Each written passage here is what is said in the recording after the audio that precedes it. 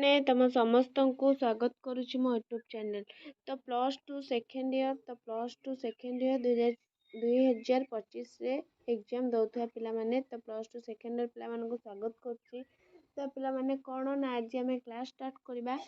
तो political science तो कौन ना पॉलिटिकल साइंस राजनीति विज्ञान जो मैंने नहीं पॉलिटिकल साइंस रो आम आज कौन ना फंडामेंटल क्लियर करवा कौन ना गणतंत्र डेमोक्रेसी आज गणतंत्र विषय आम बुझा डेमोक्रेसी। तो कौन कौन तादरे गणतंत्र आम पढ़ा ना गणतंत्र अर्थ संज्ञा वैशिष्ट्य प्रकार भेद प्रत्यक्ष गणतंत्र परोक्ष गणतंत्र आधुनिक गणतंत्र गणतंत्र सफलता पाई आवश्यक उपादान गणतंत्र उपरे जगतीकरण प्रभाव भारतीय गणतांत्रिक प्रक्रिया प्रति आह्वान मान असमानता निरक्षरता आंचलिकतावाद नक्सलाइट समस्या लिंगगत वैषम्य एवं आदर्श प्रश्नावली। तो पिला माने तो आज आम आलोचना करवा गणतंत्र विषय। तो चलो स्टार्ट करवा। वीडियो देखिए पूर्व चैनल नुआ थे सब्सक्राइब करदेव बेल आइकन को दबाईदेव नुआ नुआ नोटिफिकेशन लाइक शेयर करदो। तो पिला माने नुआ बिया 2025 पिला गोटे कौन ना व्हाट्सएप ग्रुप खोला पिला माने तुम से समस्ते जॉइन हो जाओ। तो कमेंट कर को माने आग्रह अच्छे व्हाट्सएप ग्रुप रे जॉइन करने को। तो खोलीदेवा जिते जदि तुम मैंने कहब ताले आम काली स्टार्ट करदे बुझेगा पिला माने। तो चलो आम स्टार्ट करवा।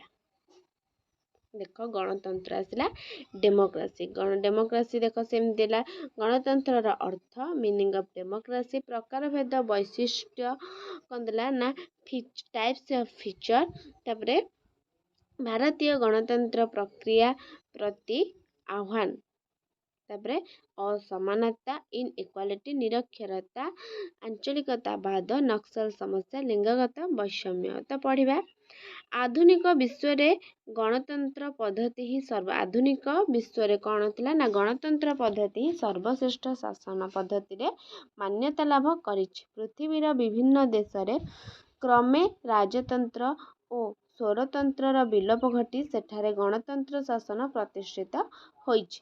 चलित शताब्दीर गणतंत्र एक सार्वजनीन धारणा रूपे स्वीकृति लाभ करिछि। गणतंत्र केवल एक शासन पद्धति बा सरकार रे सीमित न रही यह एक जीवन शैली परिणत होइछि।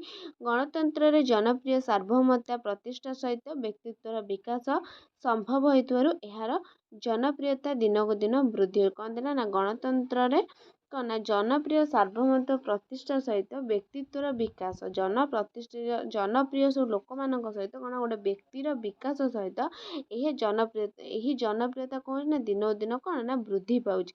वास्तव में यह आदर्श समाज यह कौन ना आदर्श समाज व्यवस्था जोठी सामाजिक न्याय अच्छी समानता अच्छी स्वाधीनता अच्छी भातृत्व भाव और जातीय संहति प्रतिष्ठा पाई बृहत परिसर सृष्टि होइछि। तेणु गणतंत्र ही सर्वोत्तम शासन व्यवस्था और सरकार भाव विश्व रे कौन ना परिचित लाभ करिछि। गणतंत्र अर्थ ये तो एमती देला किसी बुझीबार ना। तो गणतंत्र अर्थ मीनिंग ऑफ डेमोक्रेसी कौन गणतंत्र शब्दटी 19 शताब्दी बहुल भाव गणतंत्र शब्दटी कौन ना 19 शताब्दी कौन थी ना प्रसार घटी यार सबुज स्तर में खूब आदृत लाभ करिछि। समाजवादर मिलीनता और पुंजीवाद परिवेश रे आह्वान क्रमे गणतंत्र मुंड टेकिला। गणतांत्रिक चिंताधारा प्राचीन ग्रीस रु सृष्टि होइछि बोली इतिहास सूचना मिले कौन ना गणतांत्रिक चिंताधारा कौटू ना प्राचीन ग्रीस रु सृष्टि होइछि कौटू ना आम इतिहास जଣା पड़िछि। गणतंत्र बा डेमोक्रेसी गणतंत्र इंग्लिश कौन ना डेमोक्रेसी गणतंत्र डेमोक्रेसी शब्दटी क्यों ना ग्रीक शब्द क्योंठू ना ग्रीस शब्द आछि कौटू ना डेमोक्रेसी सहज इंग्लिश डेमोक्रेसी कौन अच्छी ना डेमस और क्राटस कौन ना डेमस और एमती लिखिब।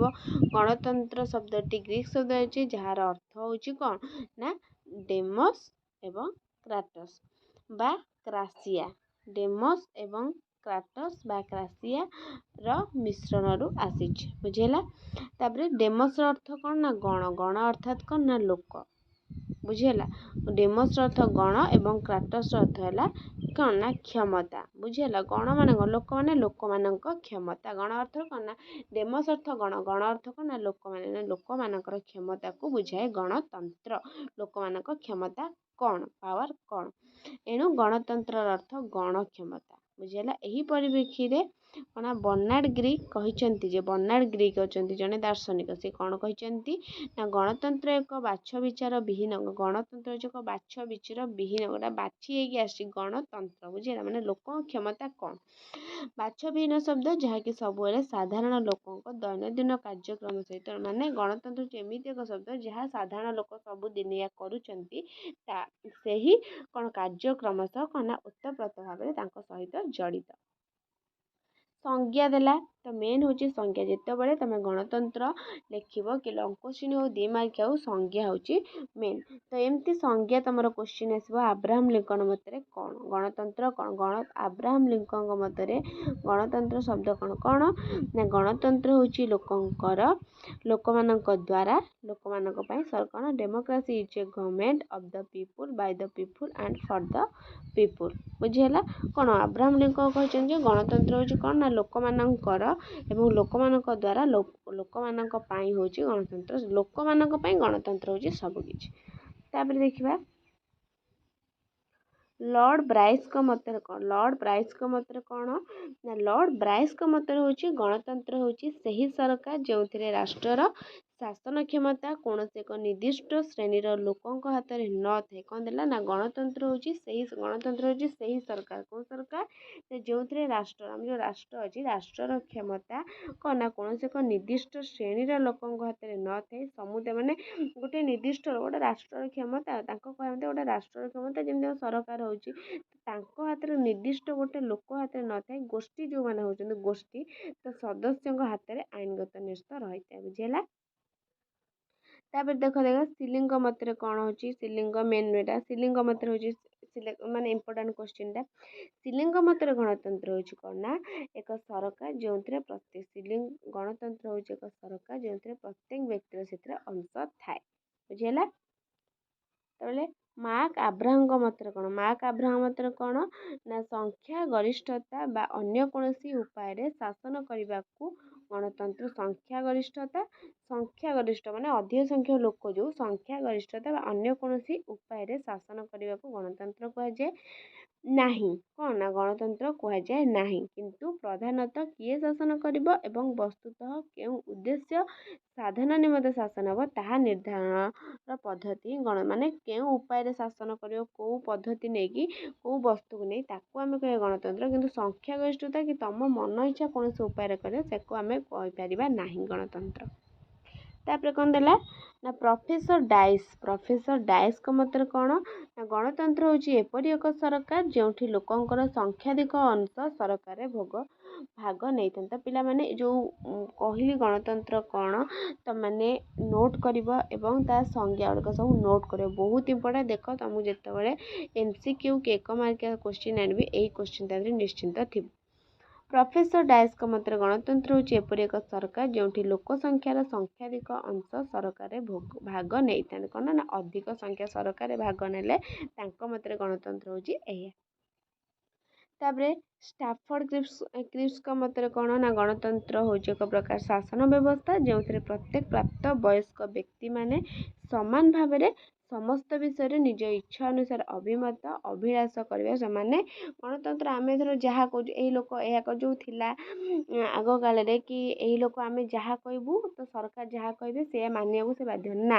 ଏଥିରେ ଷ୍ଟାଫୋର୍ଡ କ୍ରିପ୍ସ କ'ଣ କହିଛନ୍ତି ନା ଯେଉଁଥିରେ ପ୍ରତ୍ୟେକ ପ୍ରାପ୍ତ ବୟସ୍କ ବ୍ୟକ୍ତି ମାନେ ଯେଉଁମାନେ ବୃଦ୍ଧା ତାଙ୍କୁ ଯାହା କହୁଥିଲେ ସିଏ ନା ତାଙ୍କ ମନ ଇଚ୍ଛା ସିଏ ଯାହା କରିପାରିବେ। ବୁଝିହେଲା। ତାଙ୍କ ଉପରେ କେହି କିଛି ଜାରି କରିପାରିବେ ନାହିଁ। ବୁଝିହେଲା। ତ ସେଇଟା ସିଏ ଫ୍ରିଡମ୍ ସ୍ୱାଧୀନତା ପାଇଛନ୍ତି।